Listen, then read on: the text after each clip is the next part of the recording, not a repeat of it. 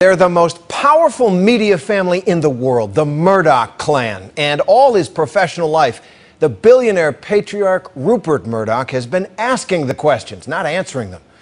Well, all that changed today when he and his son and a top lieutenant were called before the British Parliament to explain the criminal behavior of journalists at one of their tabloid papers. The Murdochs have issued a public apology, but the public uproar continues. Here's ABC's David Wright. He's the godfather of a media syndicate that he runs like a family business. A $40 billion business that probably touches your life every day. Are you a Gleek? That's on Fox Network, owned by Rupert Murdoch's News Corp. Mr. Popper's Penguins, distributed by Fox Studios, also part of News Corp. Fox News Channel, theirs as well. So's the Wall Street Journal, the New York Post, and 5 of Britain's most popular newspapers. Murdoch's media empire puts his personal net worth in the $7 billion range. On the Forbes list of the world's most powerful people, he's number 13, right after the president of Russia. But today, the aging titan had a taste of humble pie. Quite literally, a shaving cream pie stuffed in his face.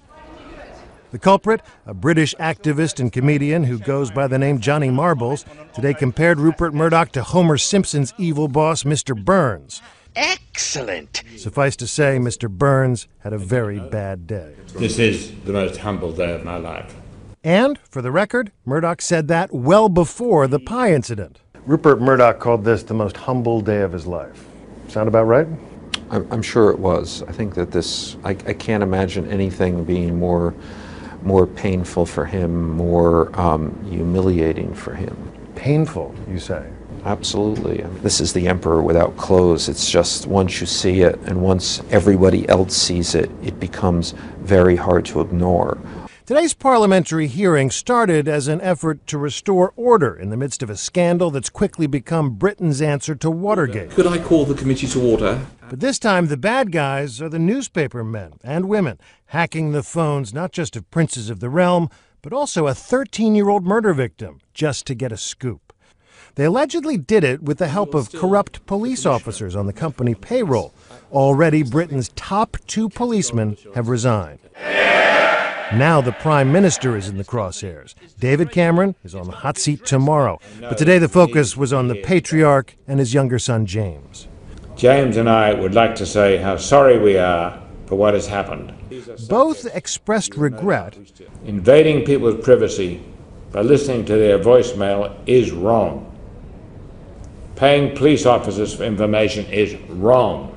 It's a matter of great regret of mine, my father's, and everyone at News Corporation. But they did not accept responsibility. Instead, they blamed news executives and reporters lower down the corporate food chain. The people that I trusted to run it, and then maybe the people they trusted. Among Murdoch's most trusted employees, his own children, who ran multi-million-dollar chunks of the family business.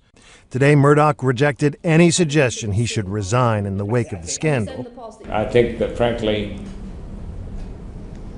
I'm the best person to clean this up. He has 55,000 employees worldwide, and News of the World represented 1% of his operations. He isn't in the ranks fiddling at low levels with reporters and how they got their information. If he didn't know, then he's out of touch. If he did know, then he's lying. Of course, exactly. And it's which is more likely to you? That he did know. I have no doubt. Michael Wolff wrote the book The Man Who Owns the News, Inside the Secret World of Rupert Murdoch. So he struck you as a hands-on manager? Deeply, more than a hands-on manager. This is what he lived for. This is what got him up in the morning. This is his joy.